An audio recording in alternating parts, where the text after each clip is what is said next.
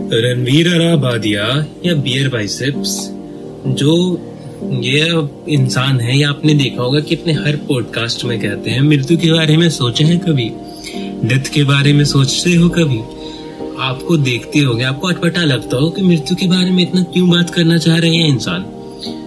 पर रियल में कहो तो ये एक काफी ही डीप बात है, क्योंकि अगर आप अपने लाइफ का इवेंट के बारे में नहीं सोचते हो, डेथ छोड़ो, चलो वो कल का होना है, होगा पता नहीं कब होगा, लेकिन होगा ये तो परमानेंट सबको पता है। चलो जो इवेंट हो चुका है उसके बारे में सोचते हो?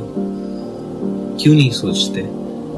क्योंकि हम सोचते हैं कि हम परमानेंट हैं। और देखो, हम जो रियल में हैं, मैं जो हूँ, जो आई एम कॉन्शियसनेस, तो ये हमारा परमानेंट अवस्था, अगर ये भी बोले तो एक तरह से ये भी अहम भाव में आएगा। एक कंसेप्ट होल्ड करना होगा, इसको भी होल्ड नहीं कर सकते। लेकिन प्रति क्षण डेथ, प्रतिपल डेथ हो रहा है। सारा इवेंट जो आकर हुआ है ना, वो एक डेथ ही की ओर जा रहा है सारा इवेंट। ये शरीर हमारा, ये क्या है? ये जन्म हुआ, इसका टाइमलाइन स्टार्ट, ये चल रहा है, लेकिन ये भी एक डेथ की ओर ही बढ़ रहा है। प्रति क्षण देखो तो परिवर्तन हो ही रहा है। बचपन में जैसे था वैसा आज नहीं है, पर हम जो रियल में है उसमें लगता है कि कुछ चेंजेस आया, या पहले नहीं थे या बाद में नहीं हो गया, ऐसा कभी फील होता है? नहीं। लेकिन यहाँ पर क्या है कि अपने आप को हम कुछ और मानकर बैठे हैं। मुक्ति काफी सहज है।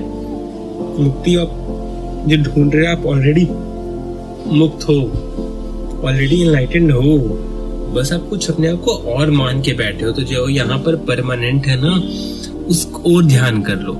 पर नहीं हो रहा है तो सरेंडर कर दो यार आज से, कि परमात्मा कहते हो, जो भी कहते हो अपने प्यार से, उस पर सरेंडर कर दो, पूरा भरोसा कर दो।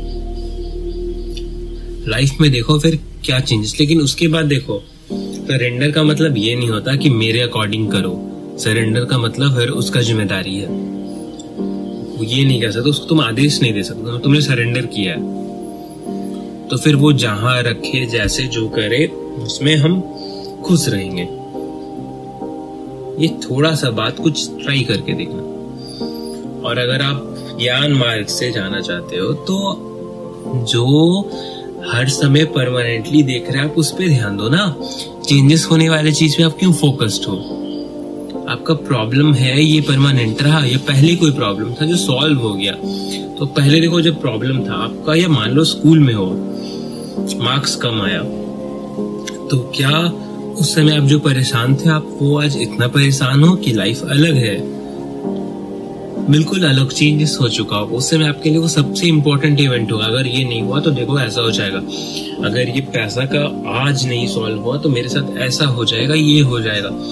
पर आपने देखा कि वो इवेंट जीवन भर आपके लिए परेशानी देते रहा? नहीं, वो कुछ पल, कुछ क्षण, या कुछ कह सकते हैं कुछ साल मान लो दिया, कई साल तक मान लो बीत गया, लेकिन वो 5-10 साल बाद वो प्रॉब्लम नहीं टिकेगा। जो परमानेंट नहीं, वो प्रतीत हो रहा है, वो नहीं रह सकता।